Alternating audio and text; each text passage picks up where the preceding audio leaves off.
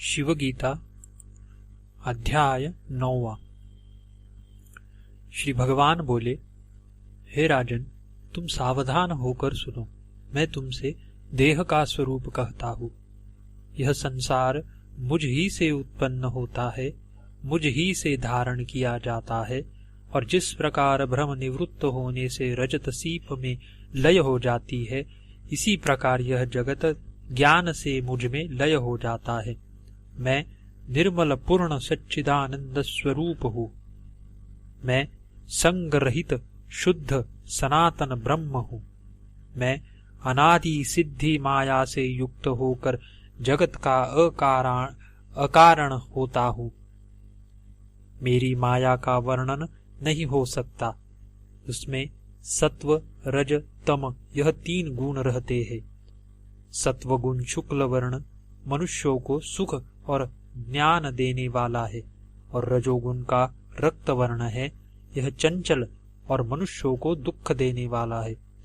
तम का कृष्ण वर्ण है, यह जड़ और सुख दुखों से उदासीन रहता है। इसी कारण मेरे संयोग से वह त्रिगुणात्मिका माया मेरे ही अधिष्ठान से इस प्रकार जगत को रचना करके दिखाती है। जिस प्रकार अज्ञान से शुक्ति में रजत और रस्सी में सर्प दिखाई देता है, मुझसे माया के द्वारा आकाश आदि की उत्पत्ति होती है। मुझसे प्रथम आकाश, आकाश से वायु, वायु से अग्नि, अग्नि से जल, जल से पृथ्वी उत्पन्न होती है। उन्हीं 5 से उत्पन्न हुआ यह सब देह पंचभूतात्मक कहलाता है। पिता माता के भक्षण किए अन्न से यह षटकोशात्मक शरीर उत्पन्न होता है, जिसमें स्नायु, अस्थि और मज्जा पिता के कोश से उत्पन्न होते हैं। त्वचा, मांस और रुधिर यह माता के वीर्य से उत्पन्न होते हैं। इसी प्रकार माता और पिता संबंधी षटकोशात्मक देह में माता से उत्पन्न होने वाले, पिता से उत्पन्न होने वाले, रज से उत्पन्न होने वाले तथा आत्मा से उत्पन्न होने वाले 4 पदार्थ है। उसमें रक्त, मेदा, मज्जा, प्लीहा, यकृत, गुदा, हृदय, नाभि इत्यादि मृदु पदार्थ माता से उत्पन्न होते हैं। श्मश्रु, लोम, केश, स्नायु, शिरा, धमनी, नाड़ी, नख, दंत, वीर्य आदि स्थिर पदार्थ पिता के संबंध से होते हैं। पुष्टता, वर्ण, तृप्ति, बल, अवयवों की दृढ़ता, अलोलुपता, उत्साह इत्यादि रज से उत्पन्न होते हैं। इच्छा, द्वेष, सुख, दुख, धर्म, अधर्म, भावना, प्रयत्न, ज्ञान, आयुष्य, इंद्रिय इत्यादि यह आत्मज अर्थात आत्मा से उत्पन्न हुए कहलाते हैं। श्रोत्र, त्वचा, चक्षु, जिह्वा और घ्राण यह 5 ज्ञानेन्द्रिय कहाते हैं। क्रम से ही शब्द, स्पर्श, रूप, रस, गंध यह 5 इनके विषय है। वाणी, हाथ, पैर, गुदा और उपस्थ यह 5 कर्मेंद्रिय है। बोलना, लेना, देना, चलना, मल विसर्जन और रति यह क्रम से 5 इंद्रियों के 5 कार्य और मन उभयात्मक है। मन, बुद्धि, अहंकार और चित्त यह अंतःकरण के 4 भेद है। सुख और दुख यह मन का विषय है। स्मृति, भय, विकल्प इत्यादि मन के कर्म हैं, और जो निश्चय करता है उसी को बुद्धि कहते हैं,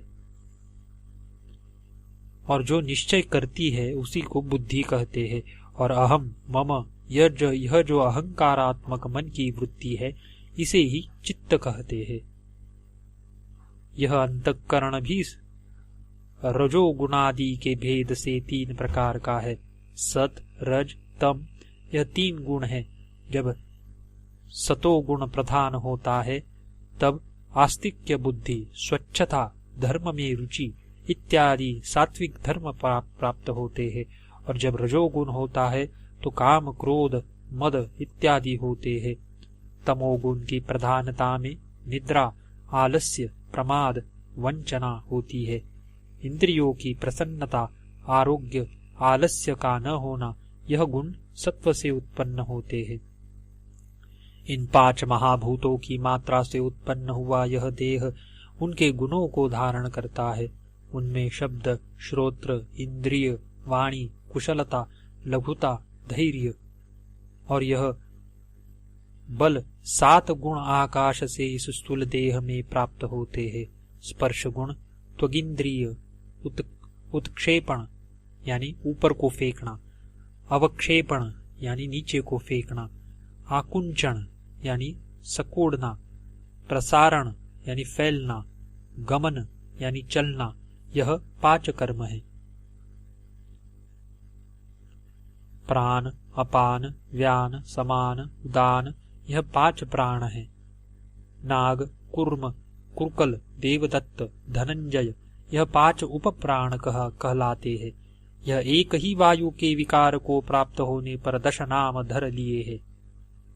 उसमें प्राण पवन मुख्य है, जो नाभि से लेकर कंठ तक स्थित रहता है और नासिका, नाभि तथा हृदय कमल में गमन करता है। शब्द के उच्चारण, निःशब्द निश्वास और श्वासादिक का यही कारण है। गुद, लिंग, कटी, जंघा, उदर, नाभि, कंठ, अंडकोश, जोड़ों की संधि और जंघाओं में अपान वायु रहता है। उसका कर्म मूत्र और पुरीश का विसर्जन यानी त्याग करना है। नेत्र, कर्ण, पाव के घुटने, जिह्वा तथा नासिका, इन 5 स्थानों में व्यान वायु रहता है। प्राणायाम, रेचक, पूरक, कुंभक इसके कर्म है। समान वायु सब शरीर में व्याप्त होकर जठराग्नि के सहित 72,000 नाड़ियों के रंध्र में संचार करता है। भोजन किए और पिए हुए संपूर्ण रसों के देह की पुष्टि के निमित्त लेकर चरण, हाथ और अंग की संधियों में उदान वायु रहता है। देह का उठना चलना यह इसका कर्म कहा है। त्वचा, मांस, रक्त, अस्थि और स्नायु, इन 5 धातुओं के आश्रय नागादि 5 उपप्राण रहते हैं। डकार, हुचकी, यह नाग पवन का कर्म। पलक खोलना, लगाना, कटाक्ष, यह कुर्म का कर्म। भूख प्यास, छींकना, कुरकल का कर्म है। आलस्य, निद्रा, जंभाई, देवदत्त का कर्म है और शोक और हास्य धनंजय का कर्म है। अग्नि के धर्म चक्षु, कृष्ण, नील, शुक्ल इत्यादि रूप भोजन का पाक, स्वतः प्रकाश, क्रोध, तीक्ष्णपन, क्रूशता, ओज, इंद्रियों का तेज, संताप, शूरता और बुद्धि, यह गुण तेज से प्राप्त होते हैं। और रसनेन्द्रिय, रसशीत, चिकटापन, द्रवत्व, पसीना और संपूर्ण अवयवों में कोमलता, यह धर्म जल से उत्पन्न होते हैं। घ्राणेन्द्रिय, गंध, स्थिरता, धैर्य, गुरुत्व, यह धर्म पृथ्वी से उत्पन्न होते हैं। त्वचा, रुधिर, मांस, मेदा, अस्थि, मज्जा और शुक्र, यह 7 धातु शरीर को धारण करते हैं। पुरुषों का भक्षण किया अन्न जठराग्नि से 3 भाग हो जाता है।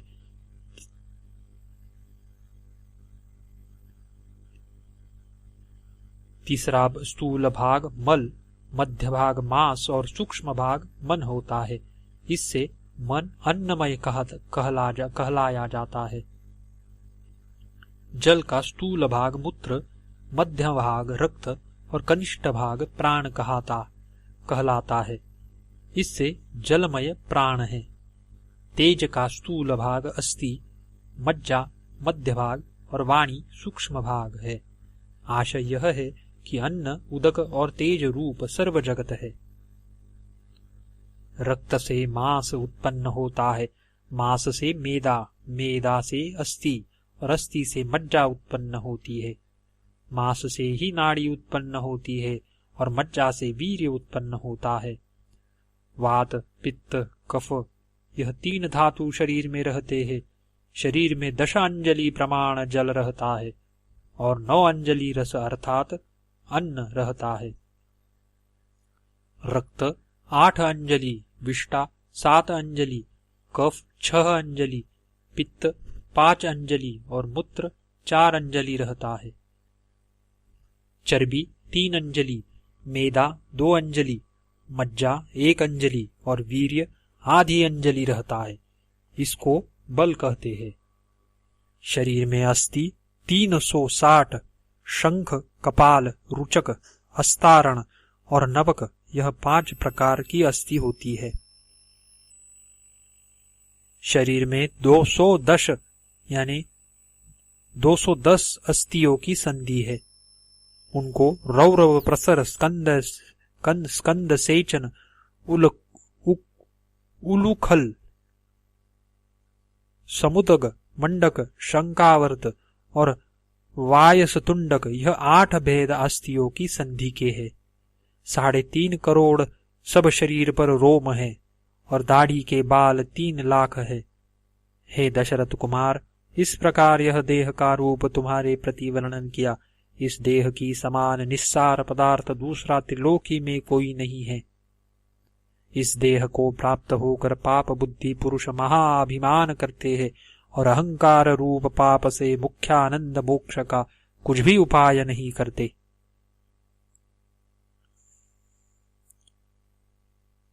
यह महाशोक की बात है।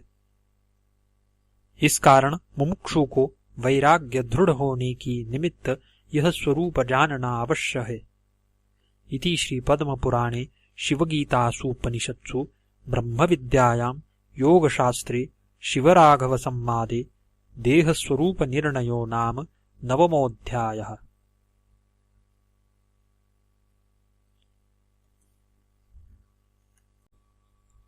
शिवगीता अध्याय 10वां।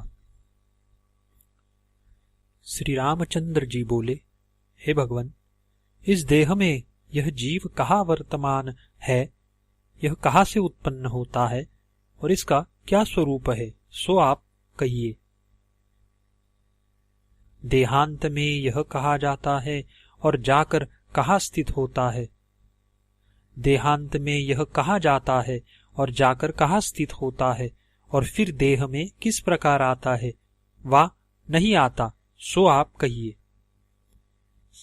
श्री भगवान बोले, हे महाभाग, बहुत अच्छी बात पूछी है, जो गुप्त से भी गुप्त है, जिसे इंद्रादि देवता और ऋषि भी कठिनता से नहीं जान सकते। हे रघुनंदन, मैं भी यह किसी दूसरे से नहीं कहना चाहता, परंतु तुम्हारी भक्ति से प्रसन्न होकर मैं कहता हूँ। मैं ही सत्य स्वरूप, ज्ञान स्वरूप, अनंत परमानंद परमात्मा, परम ज्योति, माया से मोहित जीवों को न दिखने वाला, संसार का कारण, नित्य विशुद्ध, संपूर्ण का आत्मा, सर्वांतर्यामी, निस्संग, क्रिया रहित, सब धर्मों से परे, मन से भी परे हूँ। मुझे कोई इंद्रिय नहीं ग्रहण कर सकती। मैं संपूर्ण का ग्रहण करने वाला हूँ। मैं संपूर्ण लोक का ज्ञाता हूँ और मुझे कोई नहीं जानता। मैं संपूर्ण विकारों से रहित हूँ। बाल्य यौवनादि परिणाम आदि विकार भी मुझ में नहीं है। जहाँ मन के सहित जाकर वाणी निवृत्त हो जाती है, उस आनंद ब्रह्म मुझको प्राप्त होकर यह प्राणी फिर कहीं से भी भय को प्राप्त नहीं होता है। जो संपूर्ण प्राणियों को मुझ में देखता है और मुझे संपूर्ण प्राणियों में देखता है, वह निंदा रहित हो जाता है। जिसको संपूर्ण प्राणी आत्मा रूप दिखते हैं, उस सर्वत्र एक रूप देखने वाले को शोक और मोह नहीं होता। यह संपूर्ण भूतों में गुप्त रूप आत्मा प्रकाशित नहीं होता, परंतु संपूर्ण में वर्तमान है। सूक्ष्मदशी श्रवण मनन निधिध्यासन साधना करने वाले पुरुषों को अग्रबुद्धि से दिखता है, दूसरे मनुष्यों को नहीं दिखता है। अनादि माया से युक्त निर्विकार अविनाशी एक मैं ही नाम रूप रहित ब्रह्म जगत का कर्ता परमेश्वर हूँ। जिस प्रकार विद्या के साक्षीभूत ज्ञान पर स्वप्न में त्रिलोकी की कल्पना की जाती है, इसी प्रकार मुझ में यह सब जगत उत्पन्न हो दिखता है, स्थिति पाता है और लय हो जाता है। अनेक प्रकार की अविद्या के आश्रय होकर जीव रूप से भी मैं ही निवास करता हूँ। 5 कर्मेंद्रिय और 5 ज्ञानेंद्रिय, मन, बुद्धि, अहंकार, चित्त, यह चारों 5 प्राण, यह सब मिलकर लिंग शरीर को उत्पन्न करते हैं। उसी लिंग शरीर में अविद्या युक्त यह चैतन्य का प्रतिबिंब पड़ता है। उसी को व्यवहार में जीव, क्षेत्रज्ञ और पुरुष कहते हैं। वही जीव अनादि काल से पुण्य पाप से निर्मित हुए स्थावर जंगमादि देहों में वास कर शुभाशुभ कर्म का फल भोगता है। उसी को परलोक गति होती है तथा वही जागृत, स्वप्न, सुषुप्ति इन 3 अवस्थाओं का भोगता है। जैसे दर्पण के मलिन होने में मुख भी मलिन दिखता है, इसी प्रकार अंतःकरण के दोषों से आत्मा विकारी दिखता है। अंतःकरण और जीव इन दोनों के परस्पर अध्यास के कारण और एक भाव का अभिमान करने से परमात्मा भी दुखी सा प्रतीत होता है। वास्तव में सब दुख का धर्म अंतःकरण में है, जीव में नहीं। परंतु जिस प्रकार चंद्रमा का प्रतिबिंब जल में पड़ने से वह जल के चलायमान होने से चलायमान विदित होता है, इसी प्रकार अंतःकरण के सुख दुख होने से वह वही जीव में आरोपण किए जाते हैं।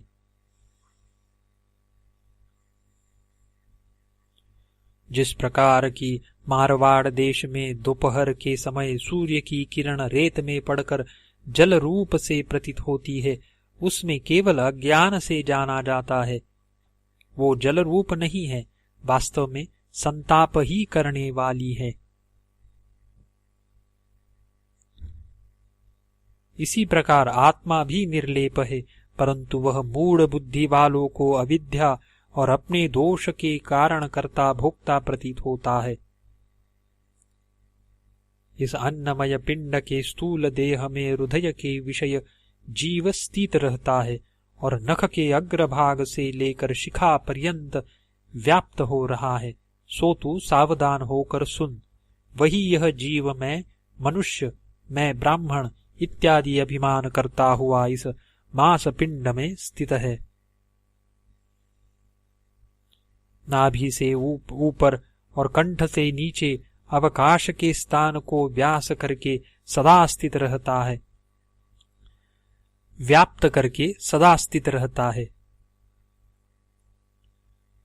इतने ही स्थान के बीच में हृदय है, जिसका स्वरूप डंडी सहित कमलकली के समान है। उसका मुख नीचे को है, उसमें सूक्ष्म और सुंदर एक छिद्र है, उसी को दहराकाश कहते हैं। उसमें जीव रहता है। केश के अग्रभाग का 100वां भाग कर फिर उसका भी 100वां भाग करके जो प्रमाण किया जाए, वही सूक्ष्मता जीव की जाननी चाहिए। वस्तुतः तो जीव के स्वरूप का प्रमाण नहीं है कि ऐसा है और इतना है। जिस प्रकार कदम्ब के फूल को मध्ययाई चारों ओर केशर होती है, इसी प्रकार से हृदय स्थान से सहस्त्रों नाड़ी निर्गत हुई है, जो शरीर भर में व्याप्त है। वे हित और बल को देती है, इस कारण उनकी हित संज्ञा है। योगियों ने उन नाड़ियों की संख्या 72 सहस्त्र कही है। जिस प्रकार सूर्य से किरण निर्गत होती है, इसी प्रकार वे नाड़ी हृदय से निकली है। उनमें 101 मुख्य नाड़ियों ने संपूर्ण शरीर को वेष्टित कर दिया है और प्रत्येक इंद्रियों में 10-10 नाड़ी है। उन्हीं के द्वारा विषयों का अनुभव होता है। यह नाड़ी ही सुख दुख जागृत स्वप्न आदि के साक्षात का कारण है। जिस प्रकार नदी जल को बहाती है, उसी प्रकार नाड़ी सुख दुख रूप कर्म फल को बहाती है। इन 101 नाड़ियों में से एक नाड़ी ऊपर अनंत नाम बहती है, ब्रह्मरंध्र तक पहुंच गई है। जो अनंत अर्थात सुषुम्ना नाम नाड़ी है, उसमें प्राप्त होकर यह जीव मुक्त हो जाता है। जिस समय वह अंतःकरण काम आदि दोष शून्य होता है, उस समय यत्न करने से योगी का आत्मा इस नाड़ी में प्राप्त होता है, परंतु उस समय सद्गुरु की कृपा और पूर्व ज्ञान की आवश्यकता है, कारण कि ज्ञान द्वारा मुक्ति प्राप्त होती है। जिस प्रकार से राहु अदृश्य रहकर भी चंद्रमंडल में दिखता है, इसी प्रकार सर्वत्र रहने वाला आत्मा लिंग देह में ही प्रतीत होता है। जिस प्रकार घट के ले जाने से घटाकाश भी लेकर जाया जाता है, इसी प्रकार सर्वत्र व्यापक भी जीवात्मा लिंग देह में ही प्रतीत होता है। यद्यपि वह सर्वत्र पूर्ण और निश्चल है, परंतु वह जागृत अवस्था में घटादि पदार्थों का चैतन्य प्रतिबिंब युक्त होने से अंतःकरण वृत्ति से व्याप्त होकर चंचल सा दिखता है। जिस प्रकार सूर्य दशो दिशाओं को व्याप्त करता है, इसी प्रकार निष्क्रिय और सर्व पदार्थों में व्याप्त लिंग देह के संबंध से उत्पन्न हुई अंतःकरण की वृत्ति नाड़ियों द्वारा बाहर जाकर विषयों में प्राप्त हो उन्हें प्रकाश करती है। अपने किए उन कर्मों के अनुसार जागृत आदि अवस्था में सुख दुख का साक्षात्कार जीव करता रहता है। संपूर्ण वृत्ति लिंग शरीर से उठती है। जब तक मोक्ष न हो तब तक लिंग शरीर का नाश नहीं होता।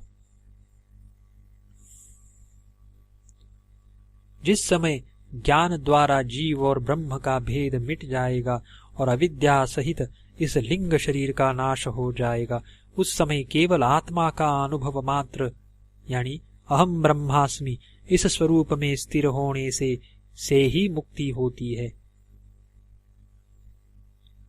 जिस प्रकार घट के उत्पन्न होते ही घटाकाश उसमें प्राप्त हो जाता है और उसके नष्ट होने से वह अपने स्वरूप में अवस्थान करता है, इसी प्रकार माया के नष्ट होने से आत्मा अपने स्वरूप में अवस्थान करता है। जब जागृत अवस्था में भोग देने वाले कर्मों का क्षय होकर स्वप्न काल में भोग देने वाले कर्म जागृत समय के देह गेहादि विषय की साक्षात करने वाले जानकर छिपाकर जब जागृत होते हैं, तब इस प्रकार से परमेश्वर की इच्छा से पूर्व अनुभव किया हुआ स्वप्न समय के विषय का जागृत होने पर यह मायावी अविद्योपादि जीव माया की निद्रा के योग से जागृत अवस्था में भी स्वप्न से भिन्न स्वरूप अवस्था की ओर देखता है। घटपटादि विषय, बुद्धि आदि इंद्रिय और स्वप्न समय के भोग देने वाले पदार्थ की समान सब सृष्टि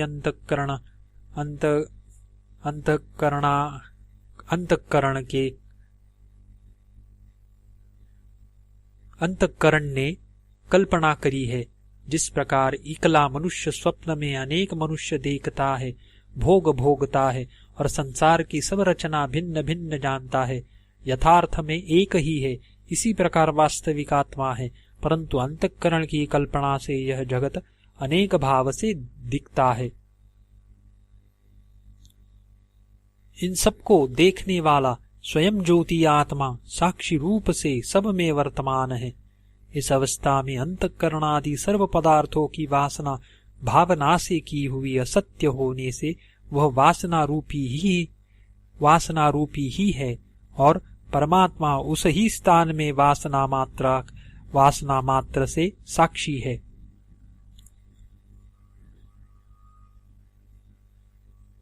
जिस प्रकार जागृत अवस्था में कर्ता कर्म किया इत्यादि संपूर्ण कारणों से युक्त व्यवहार चलता है, इसी प्रकार पूर्व जन्म के किए कर्मों की प्रेरणा से वासना रूप प्रपंच है, परंतु जागृत अवस्था में प्रपंच का व्यवहार समर्थ होता है और स्वप्न अवस्था में कल्पित है।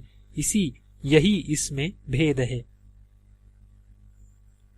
संपूर्ण बुद्धि वृत्ति का साक्षी आत्मा स्वयं ही प्रकाश करता है।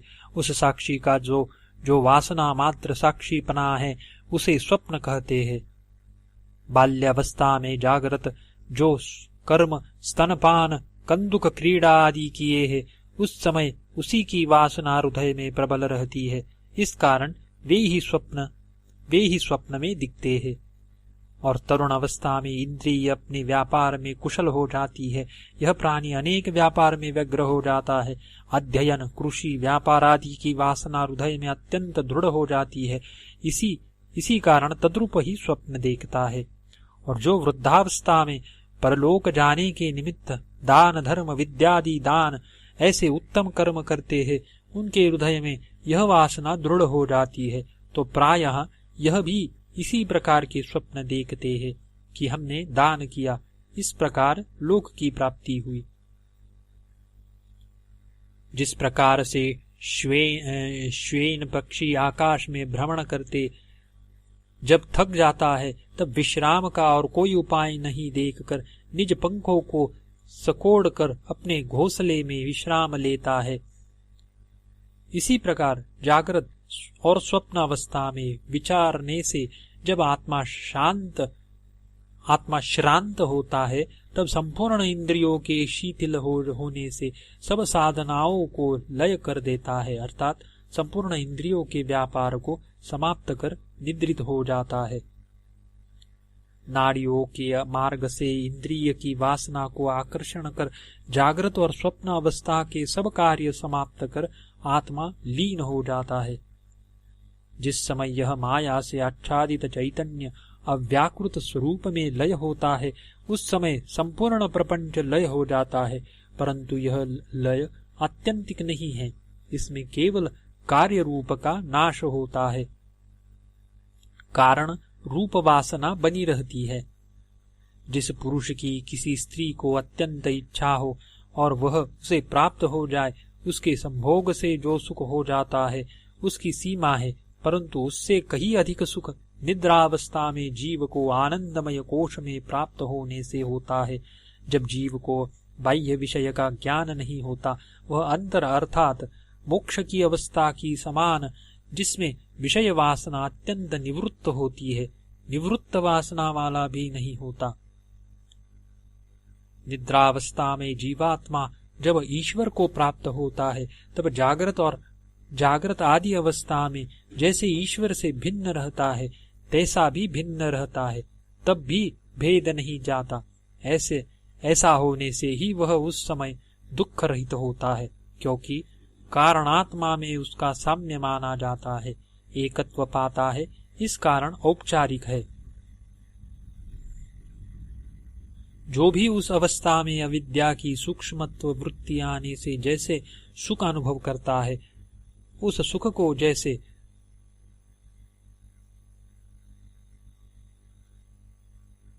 और दूसरा कुछ भी न जाना, केवल अज्ञान का ही अनुभव किया।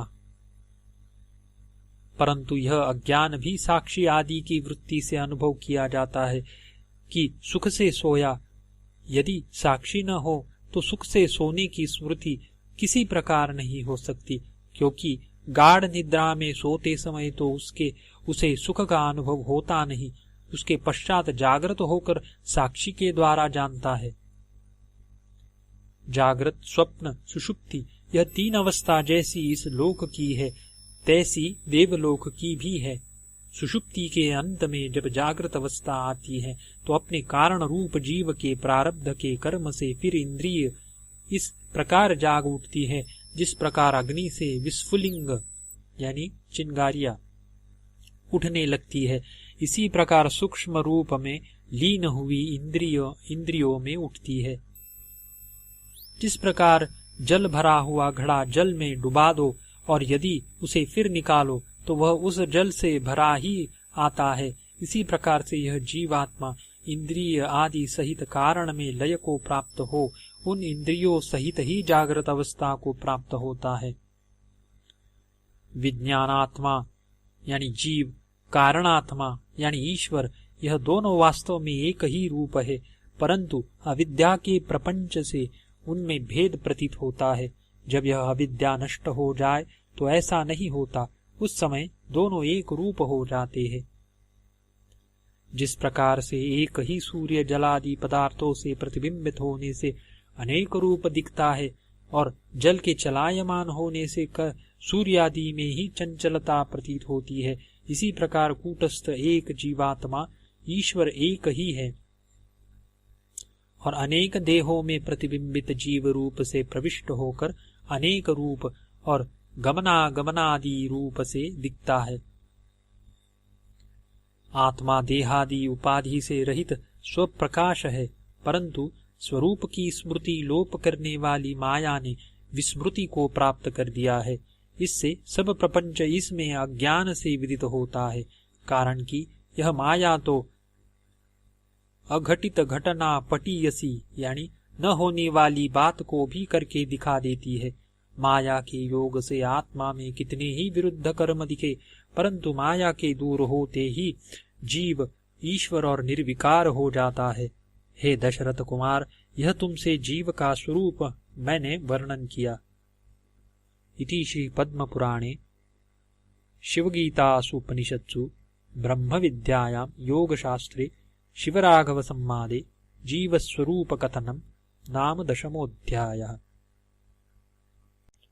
शिवगीता अध्याय 11वां।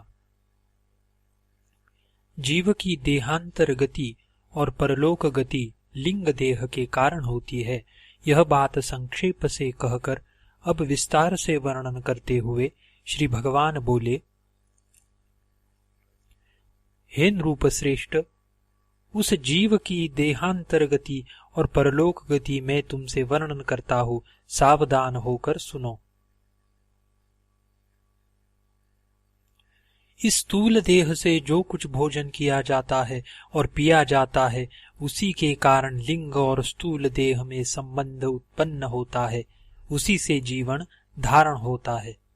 जिस समय व्याधि व जरा अवस्था से कफ प्रबल होता है, तब जठरानल के मंद होने से भोजन किया हुआ अन्न अच्छी तरह नहीं पचता है।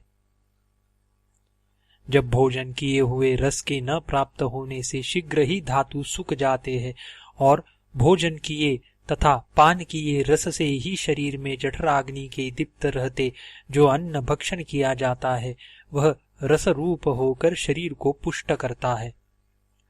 उस समय प्राण वायु वह संपूर्ण रस लेकर सब धातुओं में पहुंचाता है। इसी कारण से यह समान वायु कहलाता है और वृद्धावस्था में वह रस उत्पन्न नहीं होता।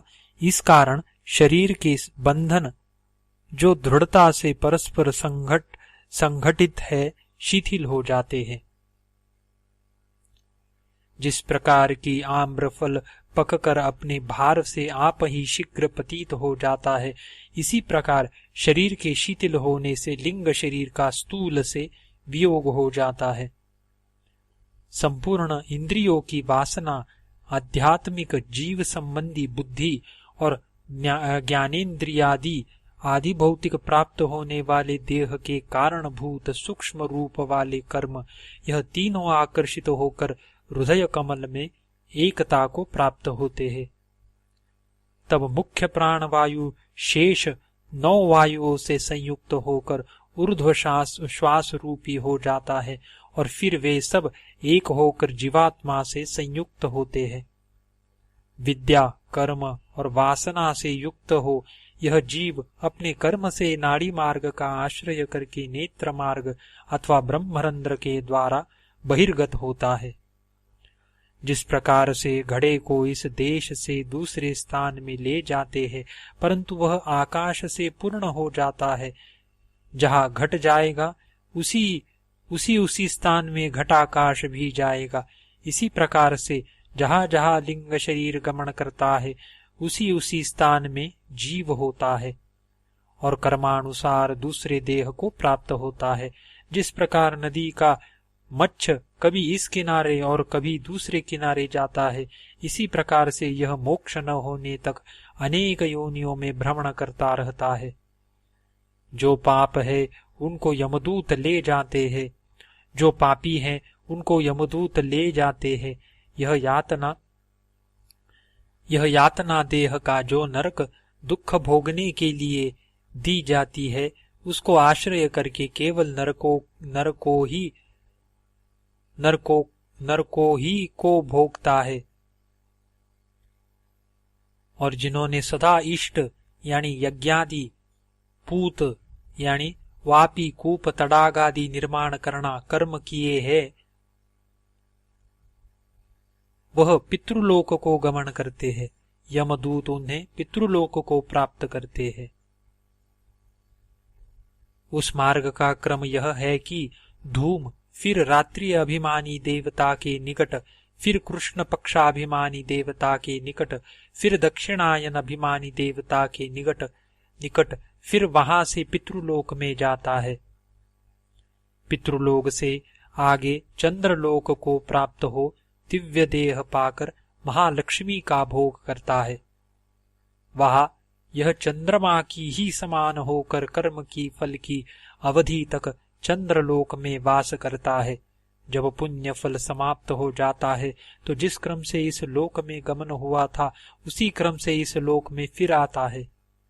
चंद्रलोक से चलते समय उस शरीर को छोड़ यह आकाश रूप होकर आकाश से वायु में और वायु से जल में आता है। जल से मेघों में प्राप्त होकर फिर यह वर्षा द्वारा पृथ्वी पर पतित होता है। फिर अनेक कर्म के वश होकर भक्षण योग्य अन्न में प्राप्त होता है। और कितने एक शरीर प्राप्ति के निमित्त मनुष्यादि योनि में प्राप्त होते हैं, और कितने एक कर्म और ज्ञान के तारतम्य से स्थावरत्व को प्राप्त हो जाते हैं। जो जीव अन्न में प्राप्त हुए हैं उस अन्न को स्त्री पुरुष भक्षण करते हैं। उससे स्त्री और पुरुषों का रज और शुक्र होकर उन दोनों के संयोग से वह गर्भ रूप धारण करते हैं। यही जीव कर्म के अनुसार स्त्री, पुरुष और नपुंसक होता है। इस प्रकार से इस जीव की इस लोक में गति और परलोक गति होती है। अब इसकी मुक्ति का वर्णन करता हूं। जो शम दमादि साधन संपन्न सदा अपने वर्णाश्रम के कर्म करते और फल की आकांक्षा न करके ईश्वरार्पण कर देते हैं, वह मनुष्य देवयान मार्ग से ब्रह्मलोक पर्यंत गमन करते हैं। वह प्रथम ज्योति में प्राप्त हो पीछे दिन और फिर शुक्ल पक्षाभिमानी देवता के निकट जाते हैं।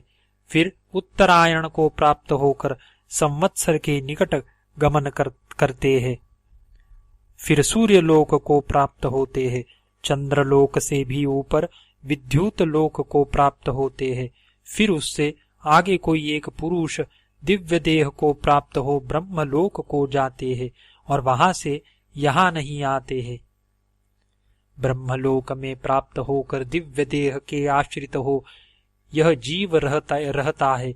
उस दिव्य देह से ब्रह्मलोक में अनेक प्रकार के मन इच्छित भोगों को भोगता हुआ बहुत काल तक उस स्थान में वास कर ब्रह्मा के साथ मुक्त हो जाता है। उसकी फिर आवृत्ति नहीं होती। जिस प्रकार से स्वप्न में देखी हुई सृष्टि जागृत होते ही लय हो जाती है, इसी प्रकार से ब्रह्म ज्ञान प्राप्त होने से यह सब सृष्टि लय हो जाती है। और जिन्होंने केवल पाप ही किए हैं और उपासना तथा पुण्य कर्म से रहित, उनकी तीसरी गति अर्थात नरक होता है। वे अनेक प्रकार के रौरव, महारौरव, घोर नरकों को भोग कर पीछे शेष कर्मों के अनुसार क्षुद्र जंतुओं के शरीर को प्राप्त होते हैं। पृथ्वी में लीख, मच्छर, डांश आदि का जन्म लेता है। इस प्रकार से जीव की गति तुमसे वर्णन की। अब और क्या सुनने की इच्छा है? श्री राम उवाच। रामचंद्र जी बोले, हे भगवान, आपने उपासना और कर्मफल से अनेक प्रकार के चंद्रलोक और ब्रह्मलोक की प्राप्ति वर्णन की, सो यथार्थ है। गंधर्वादि लोक और इंद्रादि लोकों में किस प्रकार से भोग प्राप्त होते हैं? कोई देवता, कोई इंद्र और कोई गंधर्व होता है। हे शंकर, यह कर्म का फल है व उपासना का फल है, सो कृपा करके वर्णन कीजिए। इसमें मुझे बड़ा संदेह है। श्री भगवान उवाच। शिव जी बोले, उपासना और शुभ कर्म इन दोनों ही के योग से फल प्राप्त होता है, वह हम वर्णन करते हैं। जो मनुष्य युवा, सुंदर, शूर, निरोग और बलवान हो, वह यदि सप्तद्वीप युक्त पृथ्वी को निष्कंटक भोग करता हो, उसका नाम मानुषानंद है। यह आनंद साधारण मनुष्यों को देह प्राप्त होने वाले आनंद से 100 गुना अधिक है। जो मनुष्य तप आदि से संयुक्त हो वह गंधर्व होता है। मनुष्यों के आनंद से 100 गुना आनंद गंधर्व को प्राप्त होता है। इसी प्रकार से ऊपर ऊपर पितृलोक देवादि लोक में उत्तरोत्तर 100 गुना आनंद बढ़ता जाता है। उनमें भी देवता, देवता से इंद्र, इंद्र से बृहस्पति, बृहस्पति से ब्रह्मदेव, ब्रह्मदेव से ब्रह्मानंद उत्तरोत्तर 100 गुना अधिक है। ज्ञान के आनंद से अधिक आनंद तो देवलोक में भी नहीं है, कारण कि ज्ञानी को किसी भी वस्तु की अपेक्षा नहीं है, कहीं से भय नहीं है। जो ब्राह्मण क्षत्रिय आदि वेद वेदांग के पारगामी निष्पाप और निष्काम है और भगवत की उपासना करने वाले हैं, वह अनुक्रम से उत्तर उत्तर आनंद को प्राप्त होते हैं। परंतु हे दशरथ कुमार, यह जो कुछ आनंद है सो आत्मज्ञान की बराबर नहीं है। इससे आत्मज्ञान का अनुष्ठान करना उचित है। इसीलिए आत्मज्ञान का अनुष्ठान करना उचित है। जो ब्राह्मण ब्रह्म देवता है उसे कर्मोपासना से कुछ प्रयोजन नहीं है, न उसकी कर्म में कुछ वृद्धि और न करने से कुछ हानि भी नहीं। जो शास्त्र ने विहित कर्मों का विधान और निषिद्ध कर्मों का निषेध किया है वह केवल जब तक ज्ञान नहीं तब तक है, ज्ञान होने पर कुछ नहीं। और यदि ज्ञानी लोक स्थापन के निमित्त करे तो भी कुछ हानि नहीं। इस कारण से ज्ञानवान ब्राह्मण सबसे श्रेष्ठ है। जो कोई पुण्यवान ज्ञानी जानकर कर्म करता है उसके पुण्य का फल अक्षय होता है। जिस फल को मनुष्य करोड़ ब्राह्मण के भोजन कराने से प्राप्त होता है वह फल एक ज्ञानी के भोजन कराने से प्राप्त हो जाता है। जो वस्तु ज्ञानी जनों को दिए जाती है वह करोड़ गुना मिलती है, और जो मनुष्यों में अधम ज्ञानी की निंदा करता है वह क्षय रोग को प्राप्त होकर मृतक हो जाता है, कारण कि ज्ञानी साक्षात ईश्वर है। हे रामचंद्र, जो निर्गुण को कठिन समझते हैं वह पहले सगुण उपासना करे। किसी भी सगुण उपासना करने वाले की अधोगति नहीं होती। इस कारण सगुण रूप की ही उपासना करके सुखी हो। इति श्री पद्म पुराणे शिवगीतासु उपनिषत्सु ब्रह्म विद्यायां योगशास्त्रे शिवराघव संवादे जीवगत्यादि निरूपणम् नामैकादशो अध्यायः। शिवगीता अध्याय 12। श्री रामचंद्र जी बोले, हे देवदेव महेश्वर, आपको नमस्कार है। आप उपासना की विधि और उसका देश काल वर्णन कीजिए कि किस समय किस प्रकार उपासना की जाए। हे भगवान, हमारे ऊपर आपकी कृपा हो तो उपासना का अंग और नियम कहो। फिर शिवजी बोले, हे श्री राम, मैं तुमसे उपासना की विधि और उसका देश काल कहता हूँ, तुम मन लगाकर सुनो। जितने देवता है यह सब मेरे ही रूप है, वास्तव में मुझसे भिन्न नहीं। जो दूसरे देवताओं के भक्त है और श्रद्धा पूर्वक उनका पूजन करते हैं, हे राजन, वे पुरुष मेरा ही भेद बुद्धि से यजन करने वाले हैं। जिस कारण की इस संपूर्ण संसार में मेरे सिवाय और कुछ नहीं है, इसी से मैं सब क्रिया का भोक्ता और सबका फल देने वाला हूँ।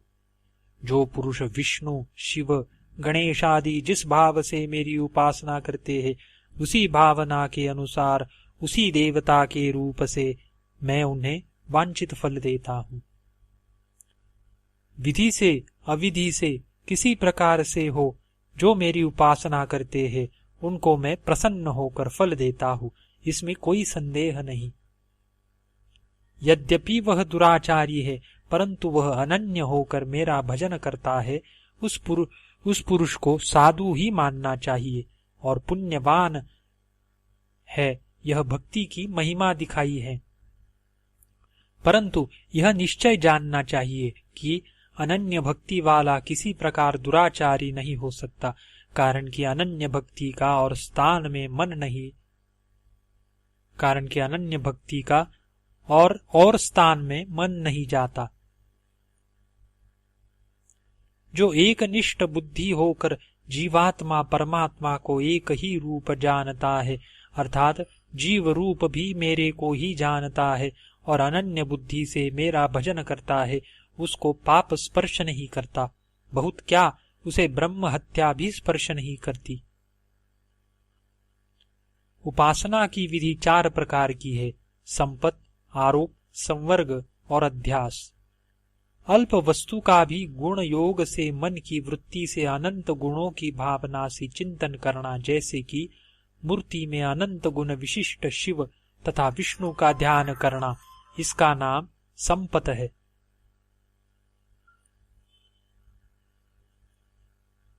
एक देश व अंग में संपूर्ण उपास्य वस्तु का आरोप करके जो उपासना करना है, उसे आरोप कहते हैं।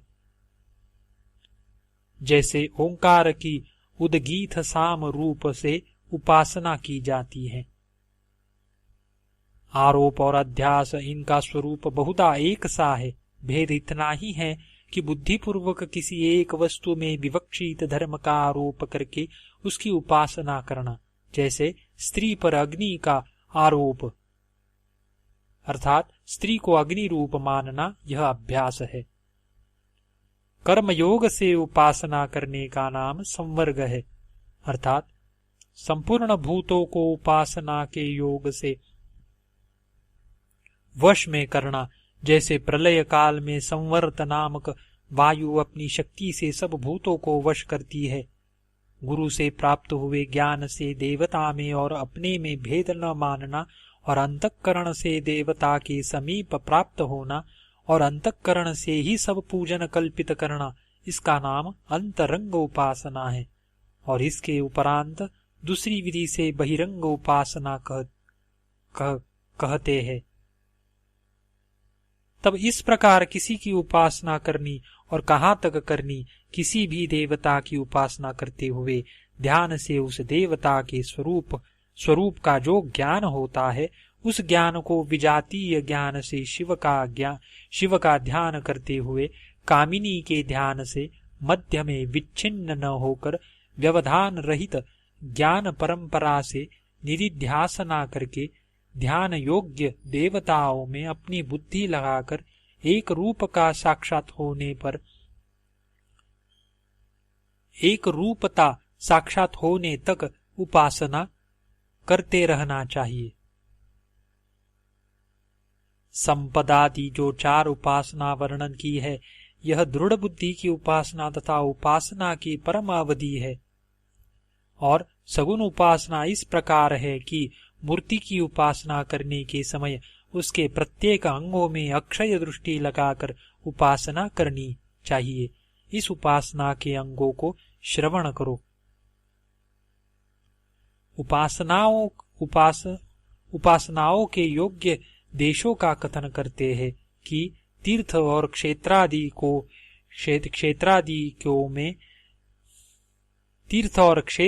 में की जाने से उपासना होगी, यह विचार न करे। क्षेत्रादि को में जाने की श्रद्धा त्याग दे और जहाँ अपना चित्त स्वच्छ और एकाग्रता युक्त होए,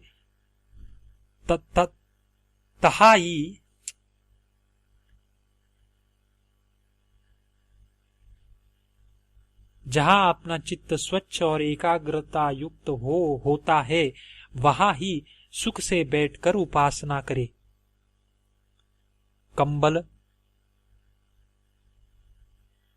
मृदुपास वस्त्र अथवा मृग चर्म पर स्थित होकर एकांत देश में स्थित हो, समान ग्रीवा और शरीर को सरल कर रखे, विधि पूर्वक भस्म धारण कर और संपूर्ण इंद्रियों को रोक कर तथा भक्ति पूर्वक अपने गुरु को प्रणाम करने के बाद ज्ञान शास्त्र द्वारा ज्ञान की प्राप्ति के निमित्त भक्ति से प्राणायाम करे। जिसका अंतःकरण मूढ़ और विवेक शून्य है, उसकी इंद्रिय दुष्ट घोड़ों की समान है। अर्थात जैसे दुष्ट घोड़े सारथी के वश में नहीं आते, वैसे ही दुष्ट इंद्रिय वाले उन्हें वश नहीं कर सकते। और जो ज्ञान संपन्न है, उनके यत्न करने से संपूर्ण इंद्रिय मन के सहित वश में हो जाती है, जिस प्रकार सुशिक्षित अश्व सारथी के वश में हो जाता है। और जो विवेक शून्य चंचल चित्त, बाह्य और अंतर शौच से हीन और अनुभव ज्ञान रहित है, वे उस स्थान को नहीं प्राप्त होते, परंतु निरंतर संसार में ही भ्रमण करते हैं। और जो ज्ञानी स्थिर चित्त, बाह्य अभ्यंतर पवित्रता से युक्त है, वे उस स्थान को प्राप्त होते हैं जहाँ से फिर आना नहीं होता।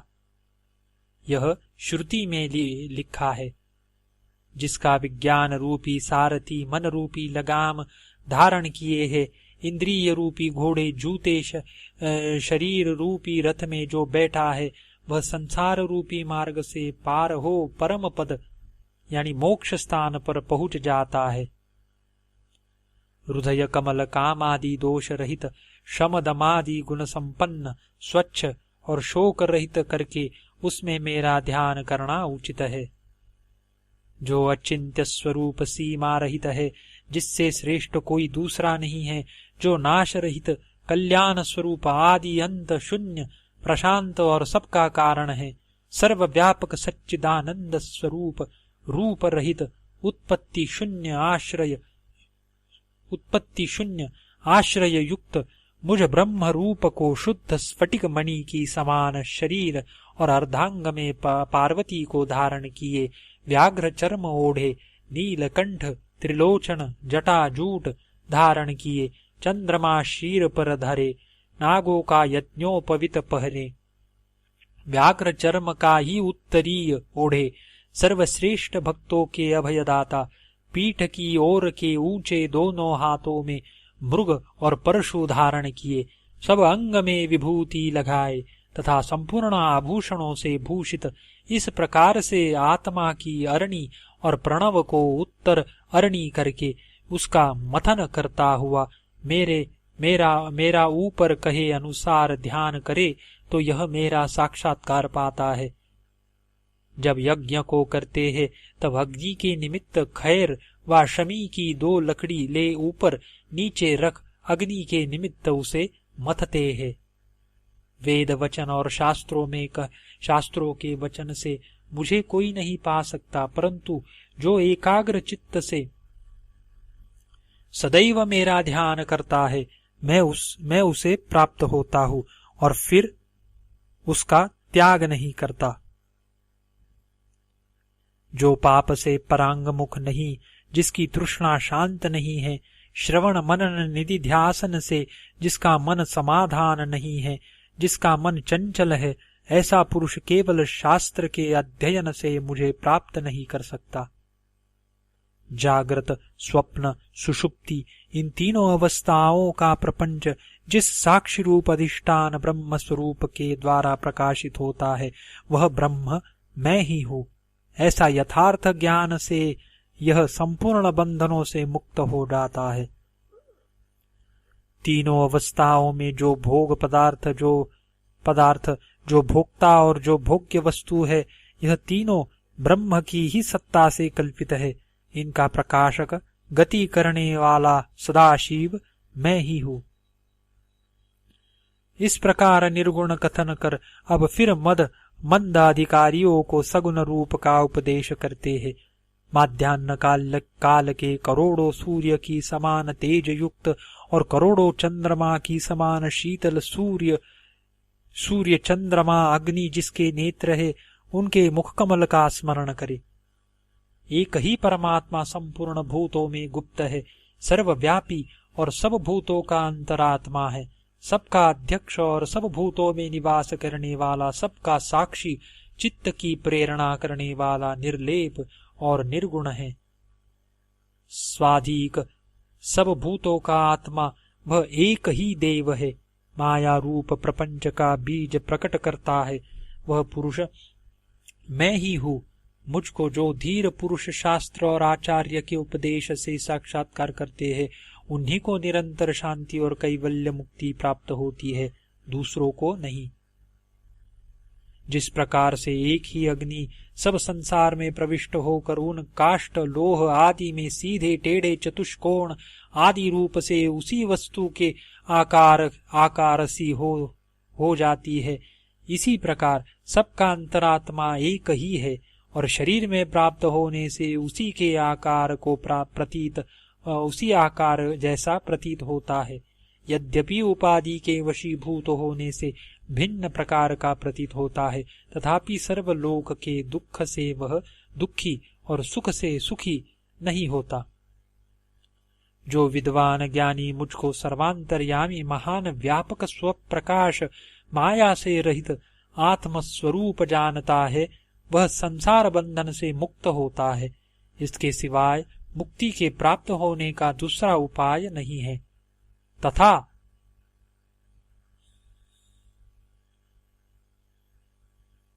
प्रथम सृष्टि के आरंभ में मैं ब्रह्मा को उत्पन्न करके उसके निमित्त वेद को उपदेश करना, वही स्तुति के योग्य पुराण पुरुष मैं हूँ।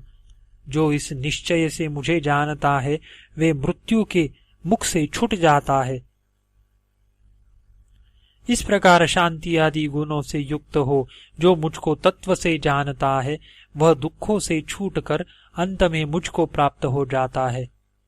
इति श्री पद्म पुराणे शिवगीतासु उपनिषत्सु ब्रह्म विद्यायां योग शास्त्रे शिवराघव संवादे उपासना ज्ञान फलम नाम 12 अध्यायः।